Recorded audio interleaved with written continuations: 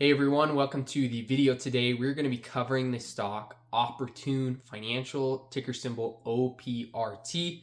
Really the goal of all of these videos is to give you guys my in-depth analysis of a company. This is not advice for you to go out and buy them. This is more of just to give you my thoughts on where their position is, what their future could look like, and if I think there is currently value in the company to be able to compound long term. So stick around to find out all my thoughts. I have put dozens of hours in here. So with that, let's get right into it. First, let's jump into just looking at their stock chart over the full time that they have been a publicly traded company. You can see they went public in 2019. Actually, the date right here, you can see September 26th, 2019. And you can see they have had a volatile time over this period. They've had some serious downs and some serious ups, but overall have fallen substantially down to a current price of around $375, which is honestly really crazy when you consider what this company does and some of the information that we're going to get into, why it makes sense, why it might not, and where we might be able to see some value. But we'll get into that more later. But just to give you guys an idea of where this stock actually comes from. Now that you guys have seen Opportun Financial stock price history, let's jump into what the company actually does and get more into the details. You can see Opportun Financial, ticker symbol OPRT, offers financial services, particularly shorter term loans, to all different kinds of people across the country, generally to underserved customers, people that have a hard time typically getting loans. Maybe they have a little bit lower credit score. They provide a digital platform to provide consumer credit to people. Includes things like borrowing, savings, budgeting, and spending, and they do that all through their online platform. They offer personal loans, secured personal loans, and credit cards. They were founded in 2005 and IPO'd in 2019. Now let's look at their current financial situation, looking at a few different metrics, their current debt situation as well. They are debt-free. They have no long or short-term debt that's outstanding, which is awesome to see. Their revenue, now this is adjusted revenues. This is including fair value adjustments. You can see that their earnings are really lumpy up and down, and this is mostly just due to the fair value adjustments. They had a high of $657 million in 2022 in October, and their latest is honestly almost half of that. But one of the biggest reasons for that is as interest rates rose, that means that the fair value of their current loans, generally speaking, is driven down because they are charging less than the market rate because they were already set before interest rates started going up. So for example, they're charging people, let's say, a 25% short-term loan, and now the market rate is at 30%. That loan might be a little less valuable than it could be compared to the current market. That is a serious simplification, but just wanted to give you guys an idea of why this could look the way it is. And maybe it's a little bit more normal that you would see, it being very bumpy like it is. You can see over this time, their operating expenses have steadily been increasing. And honestly, this is going to be a huge theme for us here when it comes to this company and how bloated they've become and why it's the main driver of their stock price going down. But we're going to talk a little bit about that, what they're doing to address it, what they're not doing to address it, and give you guys my thoughts. Next, looking at another really important metric that doesn't look super favorable for this company is their diluted shares outstanding. In 2017, they IPO'd with about 26.7 million shares, and they currently have 38.3, which is an increase of about 43% over the past 7-ish years. This is not a favorable metric for the company. They are pretty consistently diluting shares, and I think that they have an opportunity to turn that around, but this is certainly one of the biggest red flags, at least that I see right off the bat.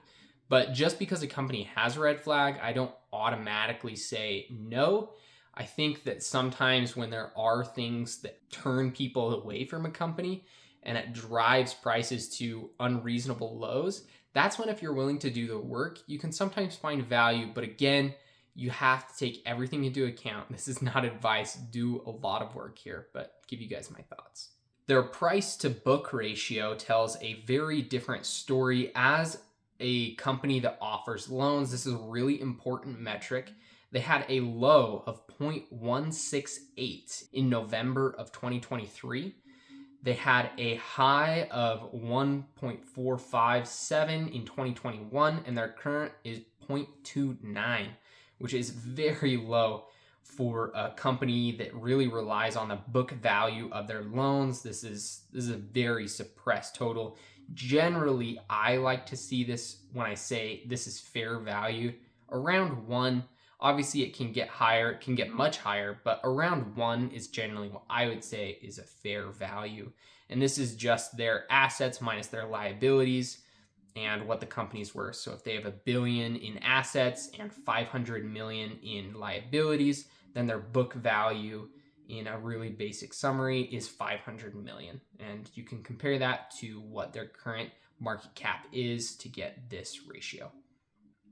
Now, their price to tangible book is also a really important metric. Price to tangible book takes out any intangible items, such as goodwill. They might have in their balance sheet something related to goodwill that's not tangible, right? Or maybe they have some part of their brand that's related on there, some patents or things like that that are not tangible items. That this takes all of that out and then gives you that same price to book ratio that we talked about before. And you can see currently they are sitting at 0.4, which is very, very low. Again, this is one where it would generally sit maybe a little bit above 1 at fair value. You can see even their median and average is around 0.85-ish between the two. So certainly sitting very low on that spectrum, but still higher than off their lowest tier. Their operating expense margin, this is again comparing their operating expense to the adjusted revenue, which takes into account the fair value adjustment of their loans that we talked about before. So this isn't exactly a one-to-one, but it gives you an idea of what I was talking about before of how bloated this company has truly gotten, because this is on a percentage base, and you can see this 90 line. 135 line gives you guys an idea. Currently, their latest operating expense margin is 158%, meaning they spent 158% of revenue just on operating expenses, which is really crazy. The real reason why this company has gotten here, we'll talk about a little bit more, but is kind of just due to gross negligence of the management, having really bad acquisitions that haven't brought any revenue to the bottom line, and just overall not really being managed well, having some board of directors that aren't really giving their input and pushing management to make changes. And so they've just continued to acquire and acquire without focusing on the core part of their business, which has driven their expenses up, but not necessarily their profits. And they are addressing some of these, and I'll show you how they're doing that later. Another piece that I thought was really interesting that I always like to look at, it's not necessarily a huge signal for me either way, but it is insider transactions and ownerships. You can see all of these people on here own part of the company, the CEO, and you can see everyone in there, and everyone except for the CRO, the Chief Risk Officer, has been purchasing shares. They really are believing in the future of this company. Many of them increased their positions significantly.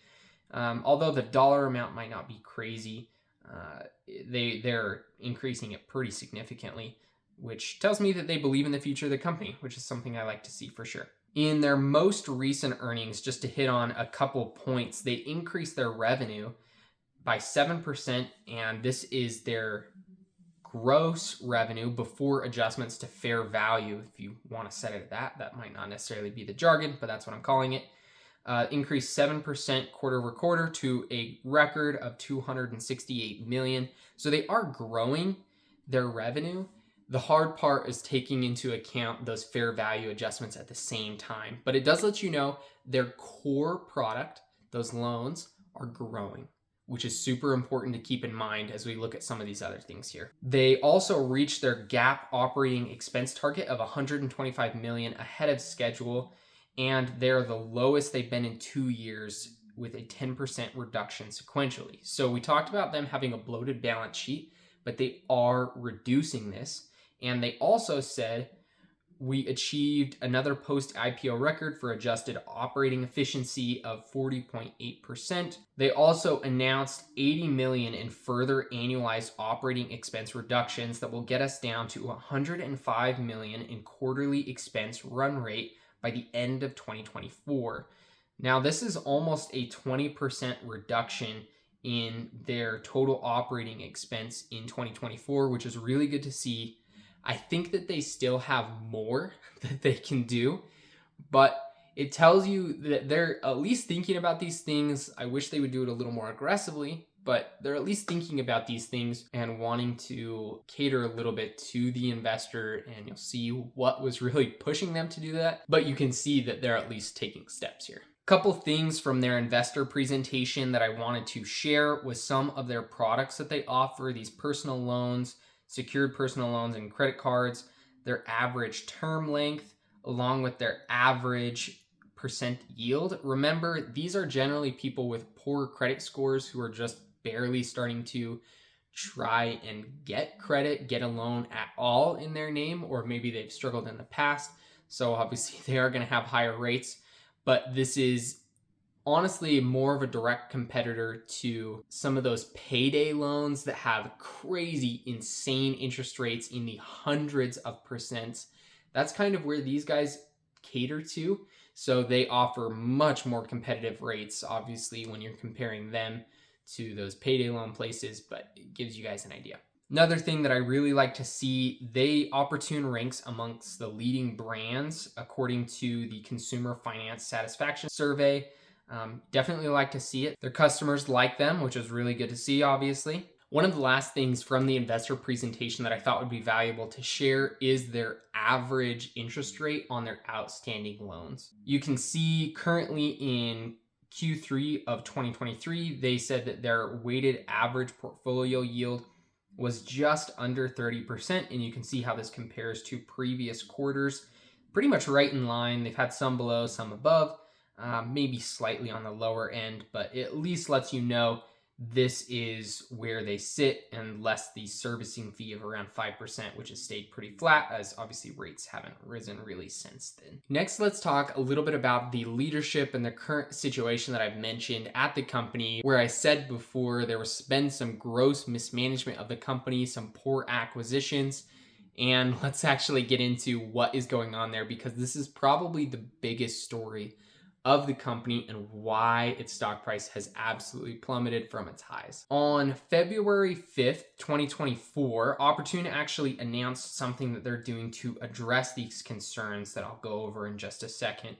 They announced 2 new independent board members that they're going to be adding to their board of directors effective February 7th, 2024, and that's going to bring their total to 9 members. The additions of Carlos Minetti and Mohit Daswani. You can see that they both have a lot of experience in the industry, but I just wanted to touch on this because this is probably the biggest story. And you can see that they are appointing people that have a lot of experience to these roles. So the reason that they're actually going ahead and pulling people into these roles is really because of a letter that was sent to the company from Findale Capital Management, which is one of the owners of the company. They own a small portion of it. And they said on December 4th, 2023, they expressed serious concerns about Opportun Financial and the stock price underperformance under their current CEO, Raul Vasquez. They believe that the board continued to lack oversight and inexplicable allegiance to the CEO, and that more change is needed. They believe that Opportun should be able to generate $3 to $4 a share and be worth $20 a share with an improved operating cost structure. They look to working constructively with the board to onboard new independent directors and avoid a costly proxy contest, but will nominate a competing slate of highly qualified director candidates unless concrete progress is made in short order. You can see they actually specified here exactly that they wanted new independent board members appointed to be able to give better guidance to the company to make these changes to reduce the operating expense. As you can saw before, they're a pretty bloated company, but they believe that they could be earning $3 to $4 a share in profit when currently their share price is $3 to $4. So it gives you guys a little bit of an idea of what Findell thinks this company is capable of. And I have to say that I agree. They have a core business that is very, very interesting, and it's very consistent. It serves a very niche market. They're really one of the only banking companies that services this market directly, and it's also very high margin. When you've looked at before, their weighted average interest rate on the loans outstanding was right around 30%, and their servicing on that loan was only 5%. So that leaves a margin of 25% for them to work with to be able to generate profits, whereas a typical bank is going to be far, far less than that, if not in the single digits, just on generally longer term loans. Obviously, credit cards, they have a lot higher. But to give you guys an idea of kind of how they compare there, some of the risks that the company has that we've already touched on is if the management is unable to reduce expenses and cut off unprofitable segments of the business. If they're unable to do this, they are going to continue kind of this downward, slow, crushing spiral that they're currently in. I think they are making changes and we're seeing progress there, which is why I'm at least constructive enough to kind of hold on and see what happens. But it's something that I need to pay attention to very closely for myself if it's something I want to stick around with. They also have a continued rise in charge-off loans. This could be a risk for them as inflation rose. Generally, as their customers are a little more strapped for cash just in general, maybe lower income. As inflation hit, it hurt their ability to be able to pay back loans, and they saw charge-offs increase, which is basically where the company says, we don't think we're going to be able to collect this money, so we're going to write it off as if we're never going to. So if they continue to see that increase, that could be a bad thing. Now, it did peak and has already been coming down, but if they were to see it spike for any reason, obviously that could be cause for concern. Although, note that the company already is and was increasing their standards for the credit of their customers that they're actually willing to give loans to. That way, if they have someone who has a higher credit score, generally they have a better chance of being able to pay that back just because they have a history behind them. So they already are addressing that as well. Another one of their risks, and this is one that is very easily avoidable, they have no debt, they have no reason to do this. If they continue to issue shares in large amounts, diluting current shareholders. This is one they absolutely need to avoid, and I hope with the appointment of the new directors they do. We're going to find out. They have quarterly earnings coming up here in just a few days. I believe it's on the 12th of March, 2024. So you guys can look out for that coming up. I am certainly going to be paying close attention. It'll be a time to do some more review. So overall, to give you guys a review of everything we've talked about so far here today, Opportun is a good company at its core. I think they have a great core business, although they've really strayed away from that recently in the past few years under their current CEO. But they are making progress. As long as they can avoid the big risks that we pointed out earlier and can really get things stabilized, they could be an absolute monster of a company over the next few years, really gaining that traction back. And then once they have stabilized, maybe thinking about diversifying their income streams to other things. But honestly, that's a big maybe. Stick with what you're good at, which is what I hope this company does and what they kind of can form the company to do. To go over some of the valuations that I have for this company, you can see that I've got here currently that I think a fair value for the company is a price to book ratio of 1.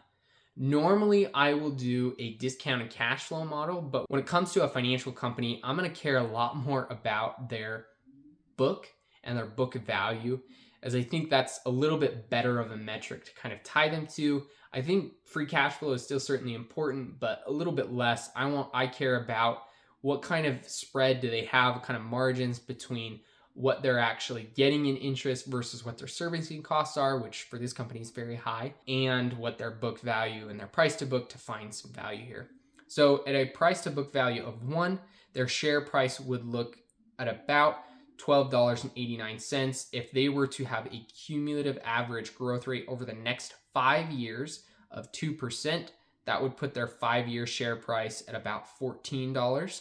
A 2.5 growth rate in their book value puts it at about $14.50, and a 3.5 growth in their book value puts it at about $15.31. I just picked these numbers as a very, very conservative growth rate. Really, the value in this company is just figuring out if the leadership is going to be able to get their act together and right size the company, cut away all the fat, and really just focus on the core business. If they grow, that's a cherry on top. But if they don't, that's fine, because it's still a company that has a lot of value at its current price, in my opinion, if the management can get it under control. So final thoughts. This, in my opinion, actually fits as more of a cigar butt type of company. If you're familiar with that saying by Warren Buffett, where he just goes on the street looking for companies that just have one last puff in them before they go away and they die. This fits more of that style. Although I think if they make drastic, quick changes, it could be one that sees longer, further growth and could warrant holding on for a longer term. But in my opinion, again, kind of fits more in that cigar butt type of company. And that's kind of how I see them. Personally, I don't think that I would actually look at this company at its current price. The only reason I talk about them today is because I was able to get in at a very low cost basis, almost at their all-time low. I think my basis sits around $2.50. I think it could still be a multi-bagger for new investors even at this price, but it is very contingent upon the management doing things correctly, cutting away the fat, and really getting their act together. Hopefully the nomination of the new board members helps along the way. But in my opinion, if it's something that you're interested in looking at, do a lot of work in understanding if it's something that makes sense for you. Again, I am not an advisor. This is not advice. Really do your own work. But hopefully this was valuable in giving you a really good overview of the really bad but the really shiny opportunity that is here with Opportun Financial. And again, with that, hopefully it was valuable, and we'll see you guys in the next one.